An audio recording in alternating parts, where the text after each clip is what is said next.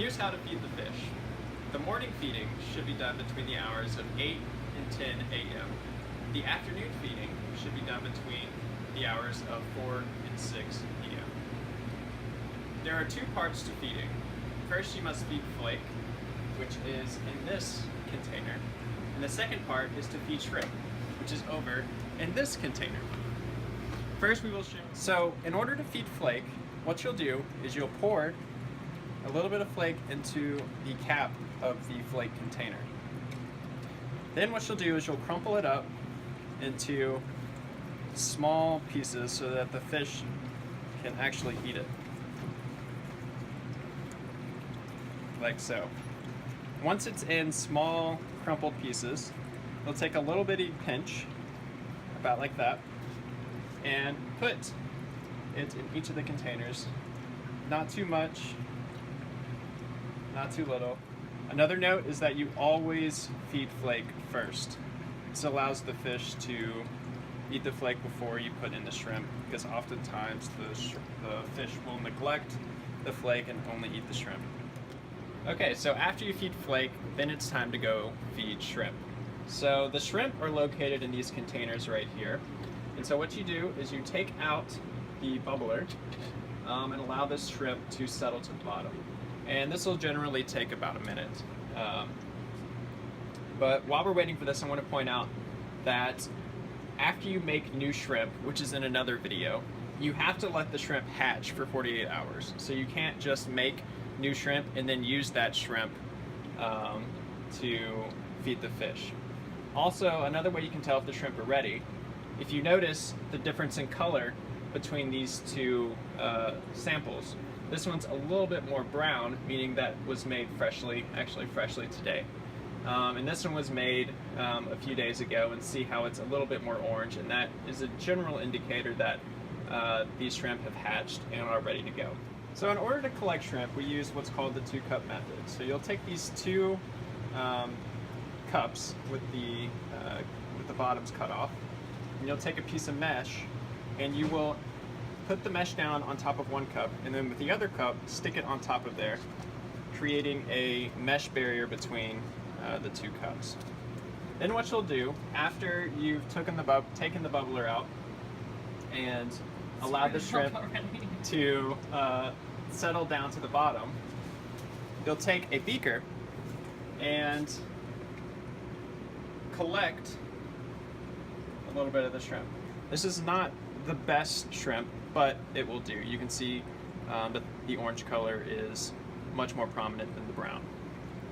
So what you'll do is you'll pour the shrimp in here and allow the water to drain through while catching the shrimp. Allow the water to drain through so that the shrimp are completely on the bottom, like so. Then what you'll do is you'll take some RO water, which will be in a container like so, and pour it over the eggs, or the shrimp, and just wash it off, so you wash some of the salt off the eggs, or the shrimp, sorry.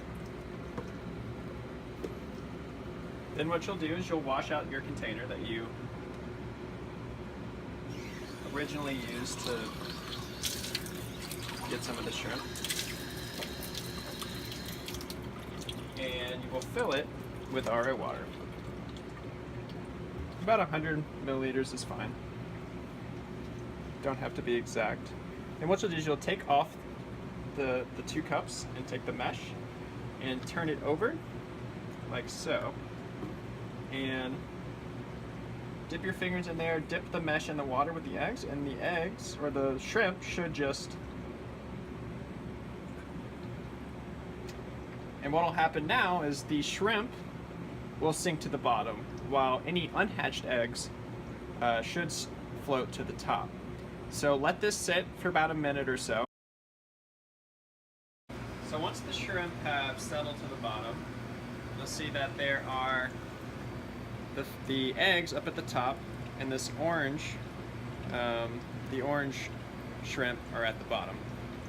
And so what we're going for is only extracting the orange shrimp. So in order to do that, you'll take a pipette, which will be around here in this beaker, and you'll take the pipette, squeeze it before you go into the water, go into the water down to the bottom, and only extract the shrimp from the bottom. Then what you'll do is you'll squeeze about a half a pipette for the smaller tanks and a full pipette worth of shrimp for the larger tanks. Since these are really small, we'll do a third of a pipette for each of these.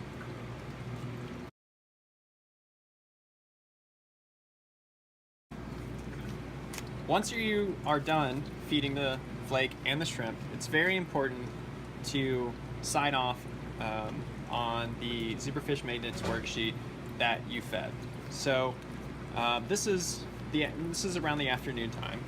So what you'll do is you'll come down, find out if you're feeding AM or PM. In this case, we're feeding PM. It's Tuesday, November 22nd. Mark your initials and the time you fed, around 4:30.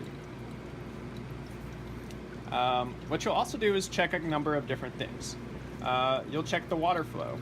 So check all the tanks to see if the water is flowing through the tubes up here so that we have consistent filtering of the water. So once you do that, check off that all the water's flowing. The next thing you'll do is check the pH of the water. So you will grab these pH strips right here, and you'll grab it, dip it in here, make sure you get all the pads in there, bring it up, shake it off,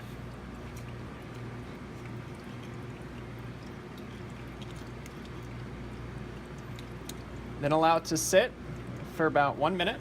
Compare the colors, so we are in about 40, so the range says okay, so we're good.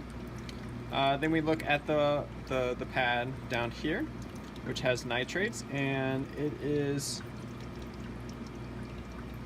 pretty close to 0, so we'll call that good. Then we check down here to look at the pH. It's actually a little bit low. What you'll want to do in that case is contact Dr. Melamaki and ask her, inform her that the pH is a little bit low, and ask her what you should do next. After you're done with that, mark off that the pH was around 7. Also note that this was low. So we check the nitrates, so that was good. So check there, and also check the temperature as one last thing, which will be on this device right here, which says about 28 degrees Celsius, which is good. And that is how you feed.